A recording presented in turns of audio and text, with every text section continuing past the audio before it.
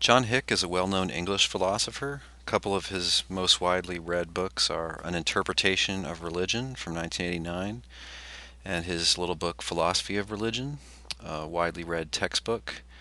And he's a very interesting and controversial philosopher. He's very smart and very widely informed about the world's various religions. And one of the things that he's known for is what's called his soul-making theodicy, which I think could be understood as a theodicy or a defense. There's materials here for both offense and defense, I think. And it kind of goes like this. This is my summary. For all we know, God's still forming the kind of human friends he wants. In a sense, God is still creating. Uh, Stage one was the evolution of humans.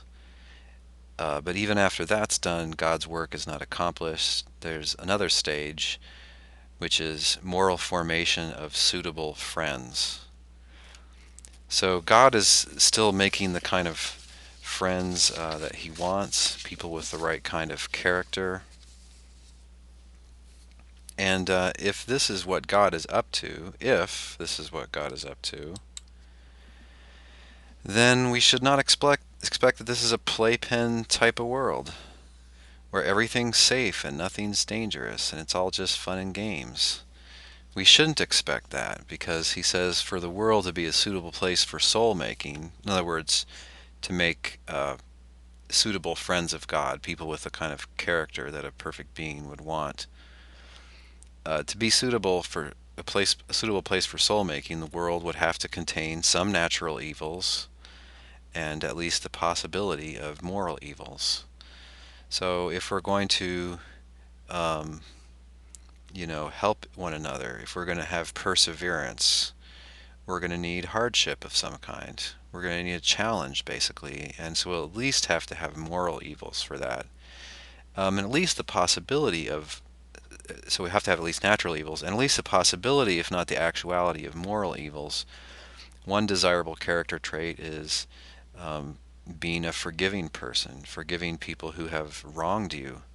Well, that requires wrongdoing for people to practice that, and people have to practice that to have that character trait. So we have to keep in mind what God's purposes are according to this theodicy. If we do, we'll realize that it's not at all a surprise that this is a dangerous world. So his point is that we don't have adequate reasons to believe Mackie's first premise, which says if a being is perfectly good, he prevents evil as much as he's able. We shouldn't assume that, Hick says, because for all we know, this world is a realm of soul making. That is, of certain kind of character development. So his argument is not cogent to us. And if you take it out of the realm of if or conceivably this is the case, if you're a believer, if you believe in God, then this can provide you with a theodicy for at least some natural evil and at least the possibility, if not the actuality, of some moral evils. So I think there's material here for a theodicy and a defense. Here's an analogy. This is my analogy. Um, Suppose you see somebody cutting up another person who's laying on a table, and you say, "Wow, that what's he doing? He's killing the guy. That's terrible." Well, that depends what he's doing, right? Maybe he's killing the guy. Maybe he's some kind of evil Nazi doctor, and he's just seeing how long the guy can live when he's being tortured. Or maybe he's a master surgeon, and he's cutting up the person on the table because he's trying to save their life. So if you look at the world, why is evil stuff going on? Well, maybe it's not because there's no God in charge. Maybe that's because there is a God in charge, but he's trying to accomplish soul making. So, according to Hick, this just, again, cuts the legs out from under Mackie's argument. It shows that Mackie's argument is not cogent.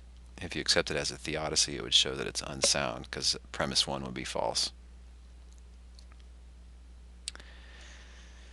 So I conclude that there's no reason to think that the mere existence of any kind or any amount of evil implies atheism. The existence of God seems to be compatible with the existence of at least a little bit of evil. But even a successful defense and even a successful theodicy that deals with a few kinds of evils, those are going to leave us with a lot of unanswered questions. And so, in conclusion, I'm just going to leave you with a little bit of idea what those questions are and tell you how philosophers have pursued them. So, one unresolved issue would be, do we need a theodicy that explains natural evils? Now, maybe human beings to develop their character need a challenge. Maybe we need hard winters and scarce food and water supplies and things like that so we can be perseverant and so we can work hard and so we can help each other and so on. But consider this poor dead deer here. Maybe it fell off a cliff, maybe it got struck by lightning, maybe it just came down with a disease. And let's suppose that it died a very agonizing death. So that would be a case of suffering, undeserved suffering. The deer didn't deserve this. Deers are not moral agents. And it's not a case of moral evil. It's not that somebody was mean to the deer and this had to be allowed because of that person's free will. No, just the deer's alone in the forest and maybe a tree falls on it or it slips off a cliff and breaks its neck and it dies an agonizing death. And we would say that's an evil. That's something that ought not happen. Now, no defense is going to give us an explanation for these. And some philosophers have said, look, there are materials here for what's called an evidential argument from evil.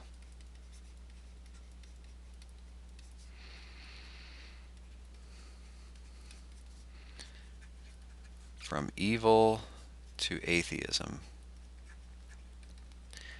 And the idea is that God's existence and evil aren't incompatible. The idea is that Mackie's argument just isn't sound, or at least it's not cogent. But still, philosophers such as William Rowe have argued that the existence of certain types of evil provide evidence for atheism. So they don't prove atheism, but the idea is if God existed and was in charge, if there was a perfect being in charge of this world, you wouldn't expect to see any suffering more than was needed for character development or other good ends. Something like this deer's suffering, which doesn't help the deer and doesn't seem to help anybody else. You wouldn't expect those. So don't natural evils like that provide evidence against monotheism.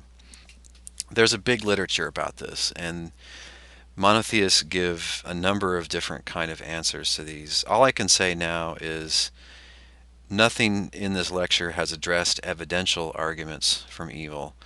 They're harder to develop and to state clearly, and they're harder to respond to.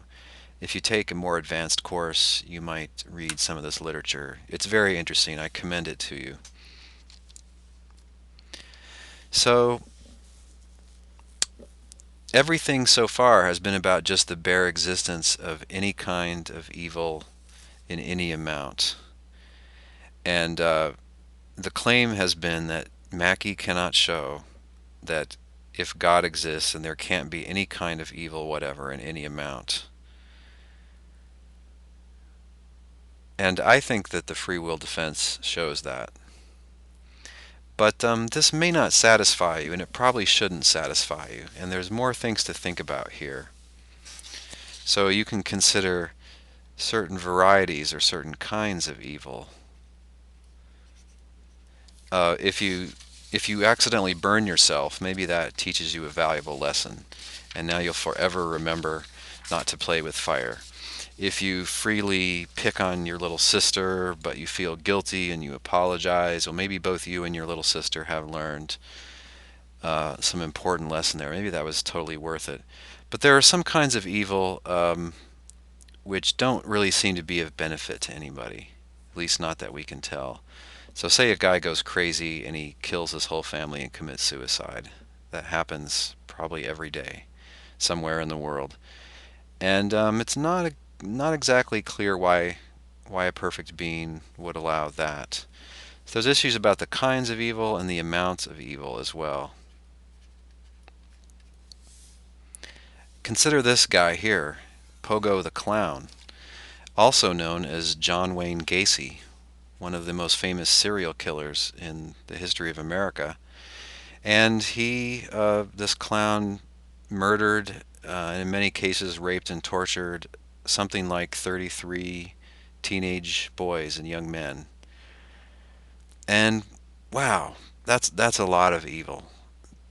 It's really hard to get your mind around how much suffering that involved on the part of those victims, but also the victims' families and friends.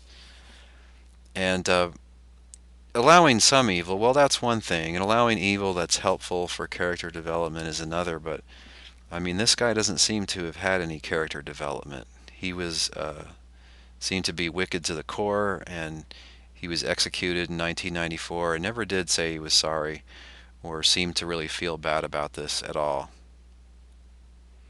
So there's more that needs to be said about evil. At the same time, I think the free will defense gives a perfectly good answer to Mackie. And so the lesson I would draw is that if you're going to try to find support for atheism out of the facts of evil, it's going to have to be a little bit more complicated argument than the kind Mackie puts forward. So I view his argument as an interesting and important failure.